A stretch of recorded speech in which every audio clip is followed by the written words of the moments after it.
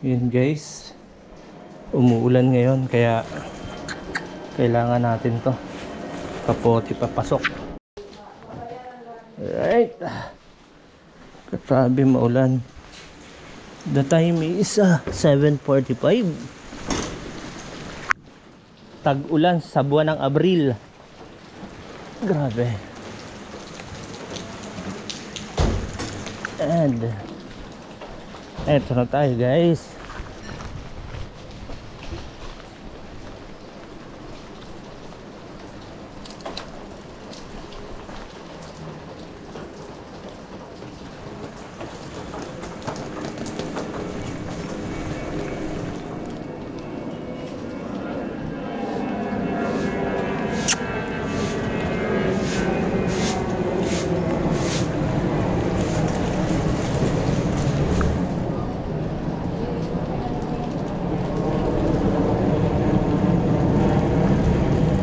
Naglabasan na naman tayo mga immortal.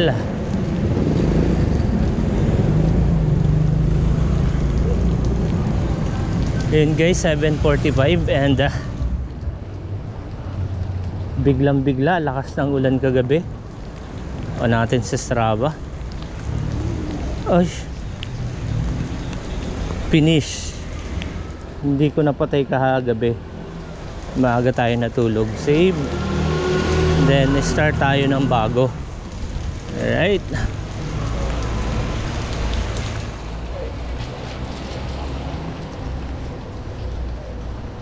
And nakasandals lang tayo. Medyo mahirap pumadyak kasi yung clutch pedal natin is maliit. And malambot ang ating sandals. Iba yung feel sa paa.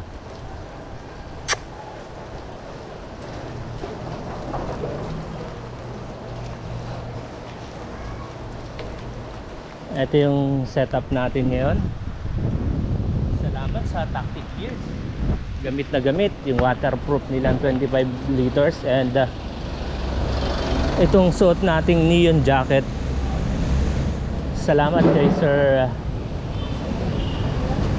Sir Arthur Rodriguez. Bigayin sponsor sa atin to.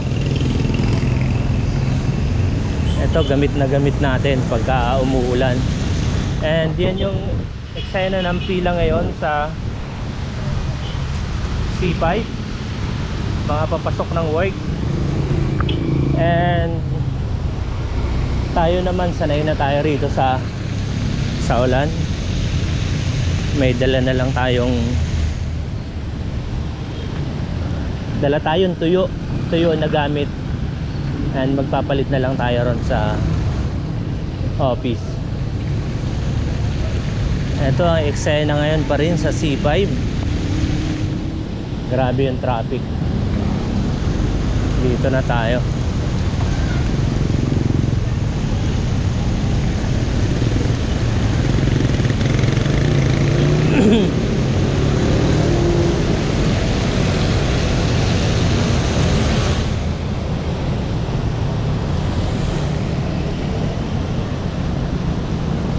Matilamsik.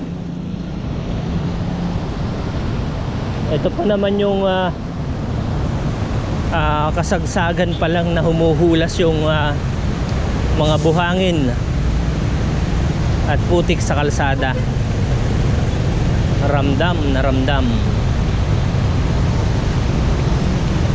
And syempre nakakatakot yung gulong ko, sobrang nipis na. Tuwan-tuwa yung mga bubog dyan ngayon.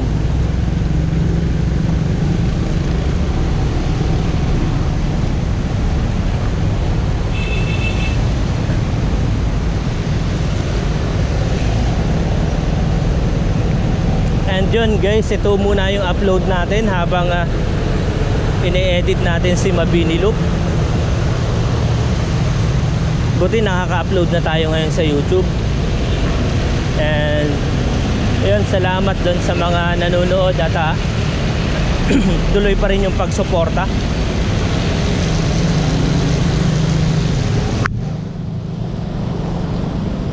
doon sa lahat ng mga nagko-comment, isang malaking ano yun eh, parang nakakapag-motivate para gumawa ulit tayo ng mga content.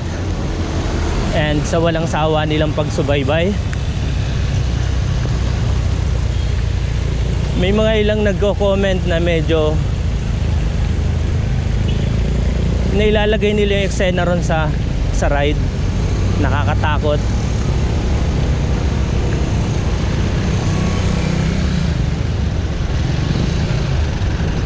Yun yung mind setting. Ganun din ako minsan pag naunahan ka ng takot, kailangan naalisin mo yun.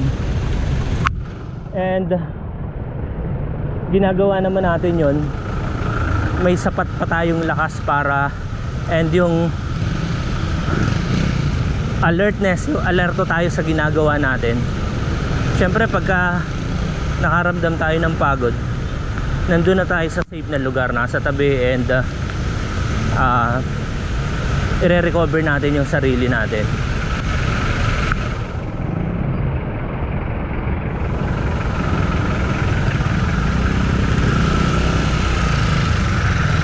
Kailangan nating gumitna. Dito tayo dadaan. Ito yung medyo mabilis na way kesa sa tabi.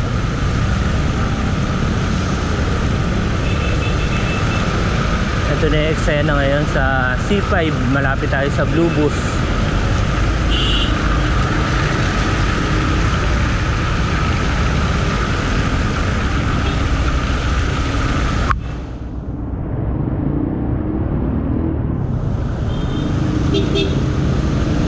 Papasok siya. Dito tayo.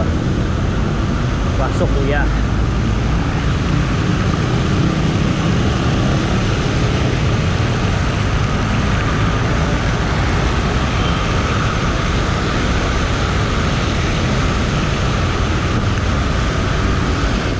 Ayun,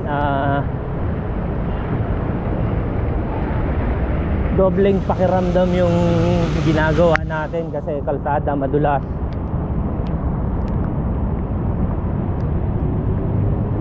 Mahirap yung mga biglaan sa ganitong eksena.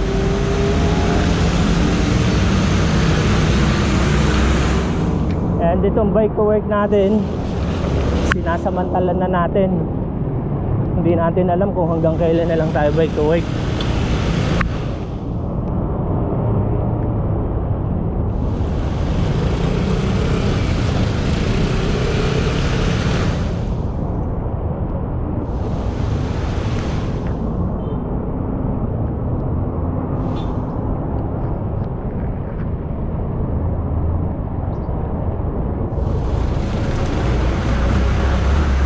Dumi na ng lens. Yeah. Itong ginagawa natin guys, uncut na to, diretso upload. And kung ano yung naisipan natin along the way or nakikita, nararamdaman nyo na lang yung sinasabi natin.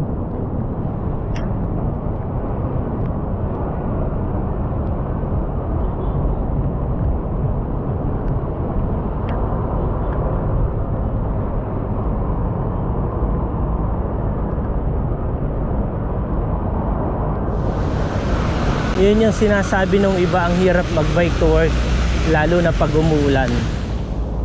And sa atin naman, kailangan ma-experience mo lahat eh para mapatunayan mo. And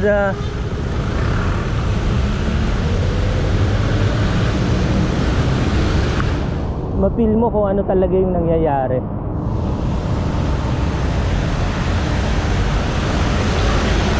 Mga nangyayari pagka umuulan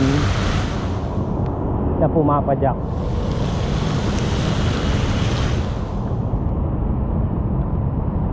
Advantage niya, walang init, pero mas maraming disadvantage.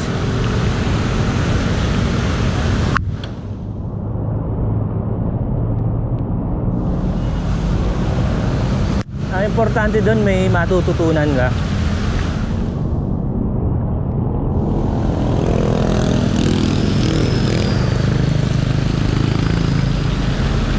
Yung nagbabay ka ng madulas ang daan.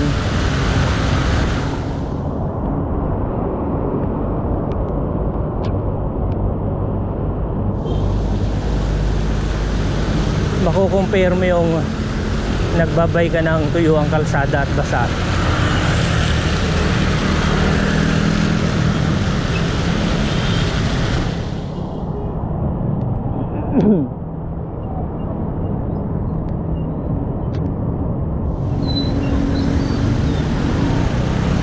And walang katapusang Great Wall of Pembo.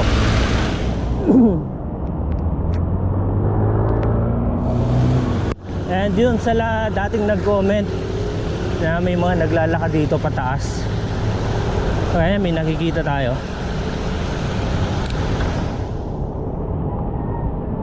Somehow, someday mapag-iisipan nila yan. And kahit ako siguro kung hindi ako ganito katagal na nagbabike to work, wala masamang maglakad eh. And natutunan ko yan dun sa kasama ko mag-asawa nung umakyat ng rival. Kung napanood nyo yun, sabi niya sa akin, kesa maging casualty siya, lalakad na lang siya, di ba? O pinipilit na umakyat kahit hirap na hirap. At least yung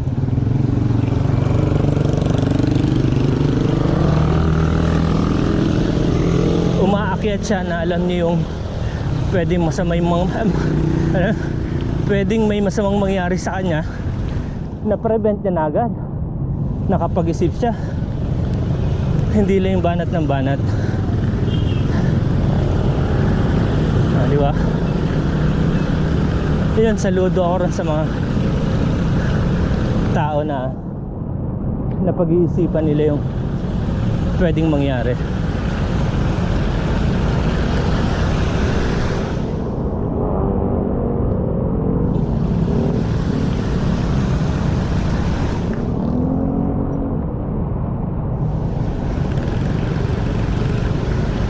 Minsan yun yung challenge natin sa sarili natin eh. Kaya for me, pag solo ka,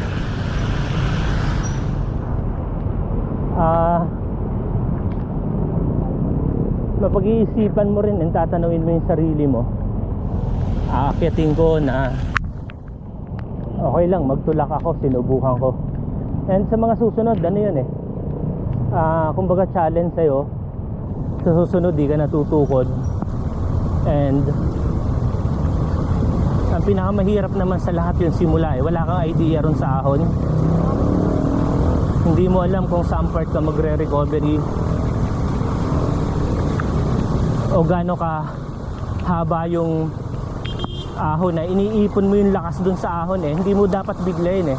Dahan-dahan.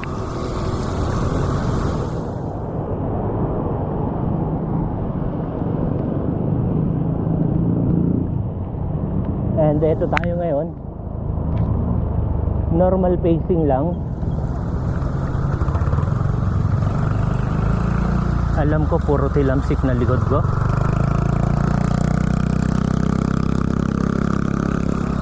Lahat yan kaya namang ipagpag, mawala. Pansamantalang nahihirapan lang tayo dyan.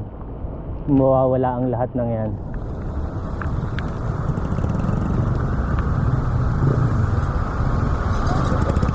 And yun, umiinit na yung katawan ko. Medyo naglalaban yung ulan at pawis sa aking mga braso.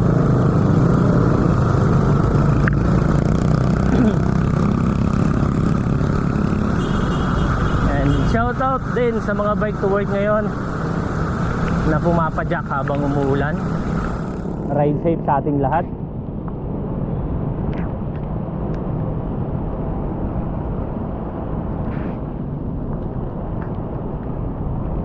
And pagdating sa kalsada, ito lang, hindi yung paggewang-gewang ka sa daan.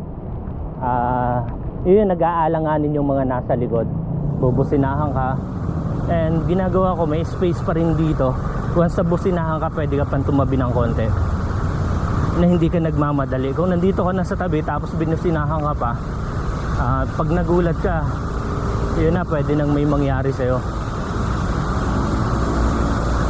And minsan ako, pagka may bumubusina, alam ko na eh, nakatabi ka na, bubusinahan ka pa, di ba? Considering na dapat alam nila yung sitwasyon ng nakabike.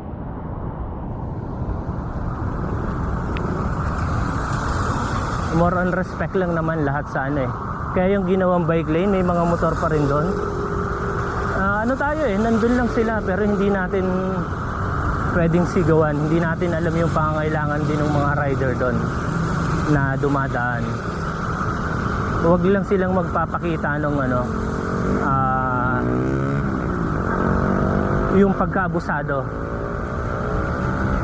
o yung may mga nanggigit-git o pipinahang ka. Mali yun. Respeto na lang din.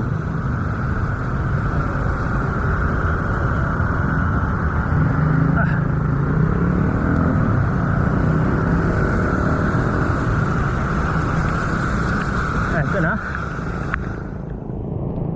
Dito na tayo sa may IS. Ito yung pinakang para sa akin is mas safe, malawak at kukunti yung stoplight palabas papuntang Kalayaan. Kaya dito ako dumadaan. Ito si Kuya oh. Bike to work.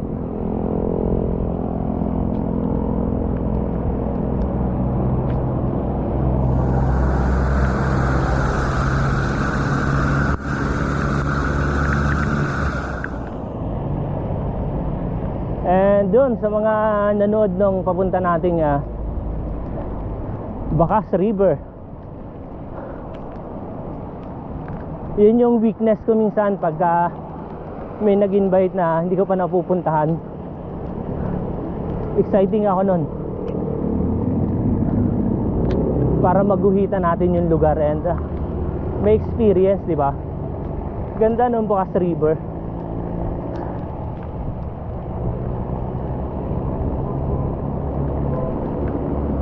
At alam ko marami pang magandang lugar dyan sa Bulacan.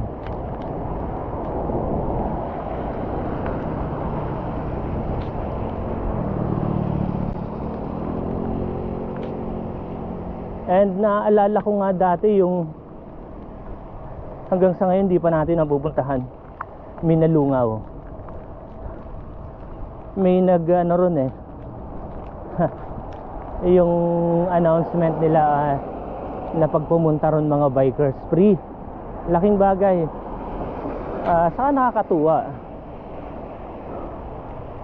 Malayo siya pero di ba pag narating mo yung lugar tapos ititreat ka ng free entrance, yung benefits ng mga bikers, sarap sa pakaramdam. Sana yung mga ibang lugar ganun din, or kahit ano 10% discount, 15% discount, malaking bagay.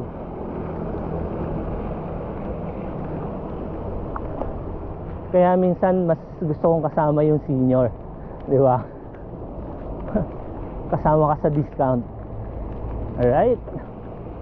Kaya we love senior citizen. Mga privilege na nila yun eh.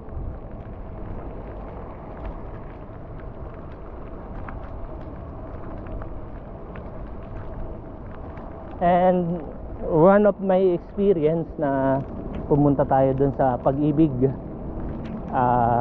main office sa Shaw Boulevard, and nasiyahan ako na mayroon din sila room bike parking sa basement. Tatanungin mo lang yung guard, then syempre kailangan mo lang din magdala ng kadena para ma-safe yung bisikleta. Malaking bagay. Ito yung nakakatakot, madulas. Ka-counter lang tayo ng konti rito, sasabay tayo sa pedestrian line sa mga tumatawid.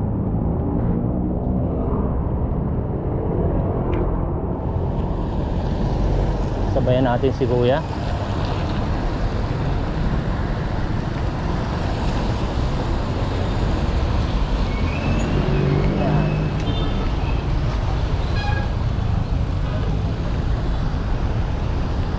Ito ang eksena.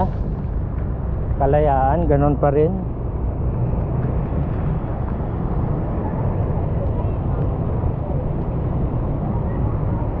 Punasan natin.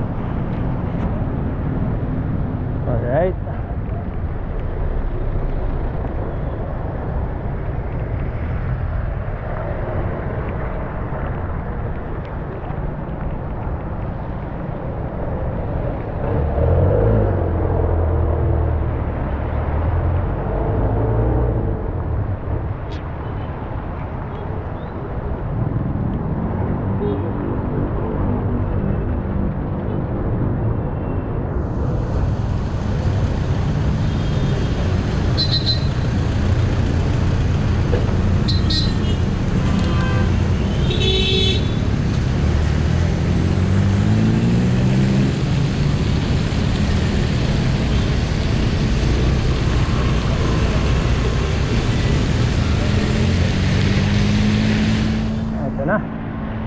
Patawid na tayo ng tulay eh.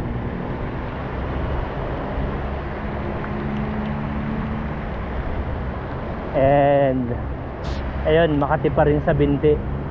May mga kasamang buhangin yung tumatalsik.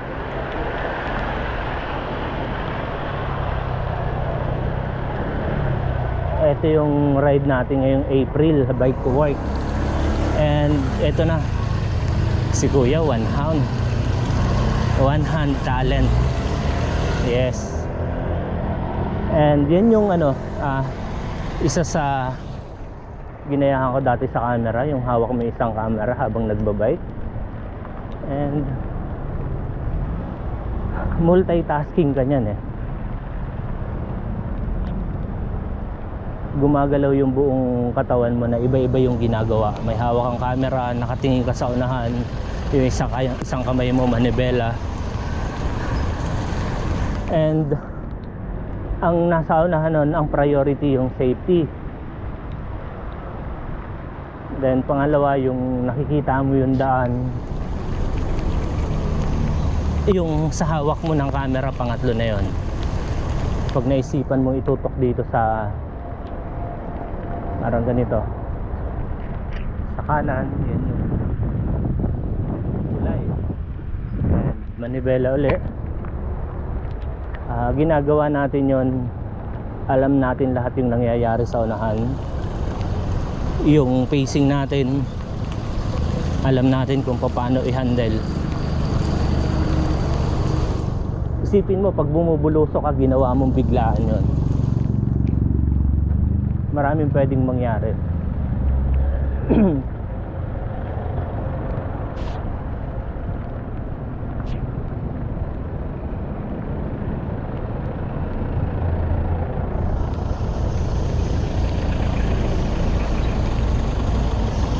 And si Kuya, hindi ko alam kung hanggang saan yung tatag niya, kung magpapalit siya ng hawak sa payong. Ayan, sundan lang natin si Kuya.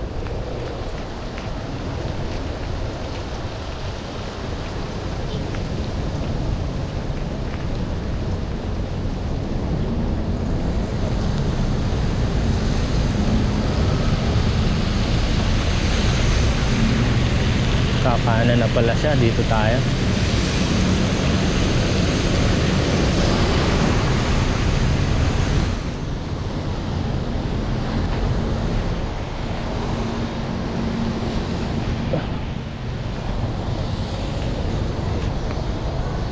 And yun, napag-usapan natin yung paghawak ng camera and sa manibela ng bike.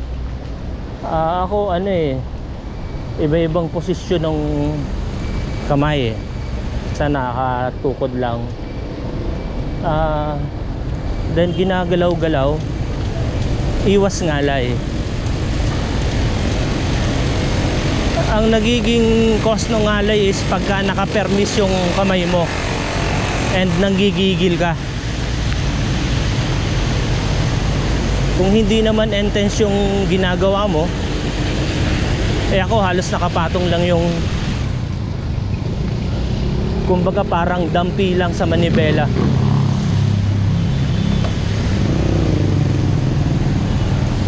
Dumiretso lang na may alam nating hindi tatagilid,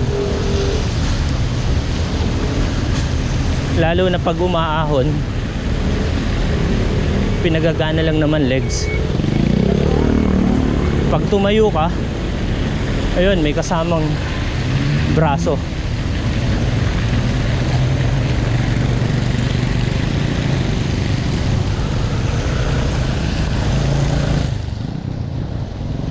Isa lang yun minsan sa nakakalimutan na nating igalaw yung kamay, yung paghawak.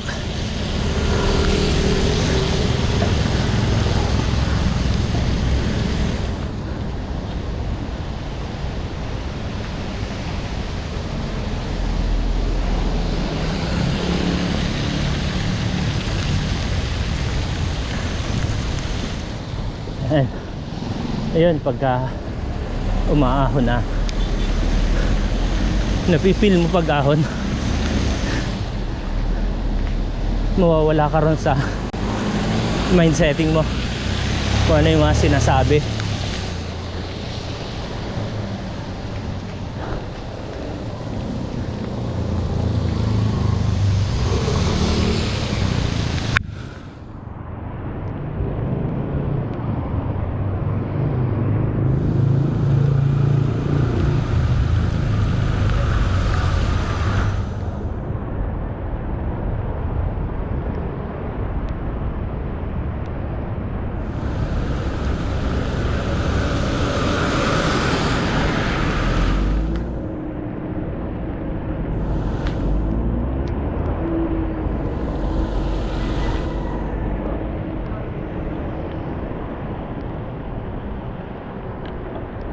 Alright.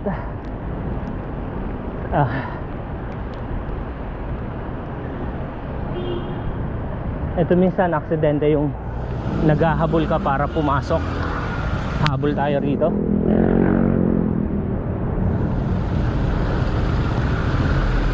Pag nag-aalanganin ka ron, hindi ka nakabuntot,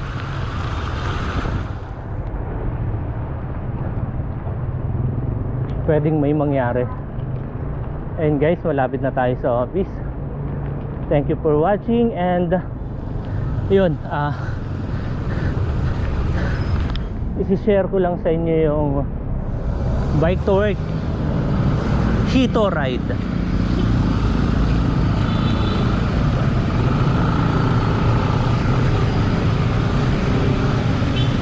Yeah, yun yung pag-akyat sa gutter ganitong umuulan, napakadelikado.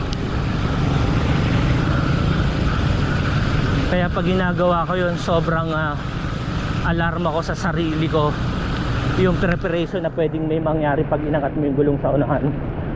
Yun, everyday akong dumadaan, pero tumama tayo sa lubak, puno ng tubig. Nawala tayo sa, kumbaga nabulag tayo gawa ng tubig. Nakaalala lang natin sa mababaw, pero malalim pala. Kaya kahit minsan everyday mong dinadaanan, yung pala may gumawa dito sa daan, may hinukay.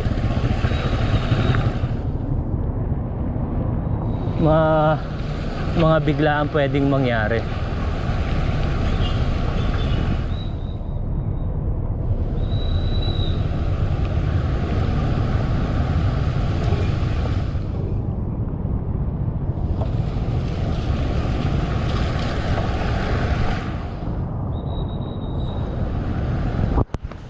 Buti na lang gitna tayo ron sa lubak, diretso pa rin yung manibela.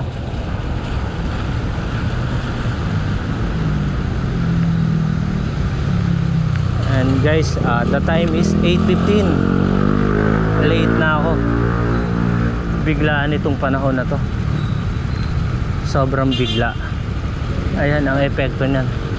Grabe yung traffic.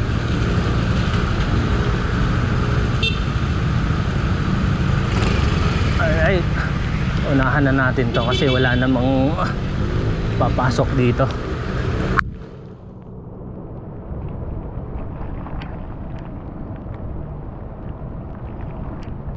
Yun yung minsang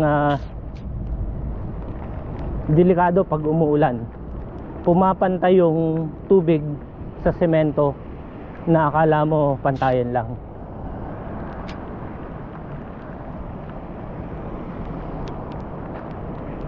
And yun, pwedeng magkaroon ng trahedya. Yan, hindi natin inaasahan yung ganong pangyayari. Then kakaliwa na ako, counter na tayo rito na mabagal na lang.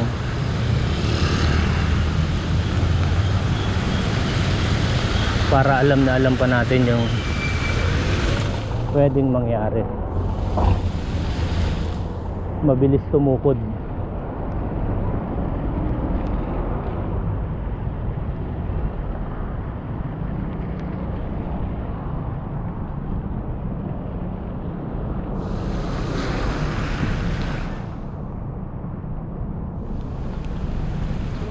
Dito na tayo.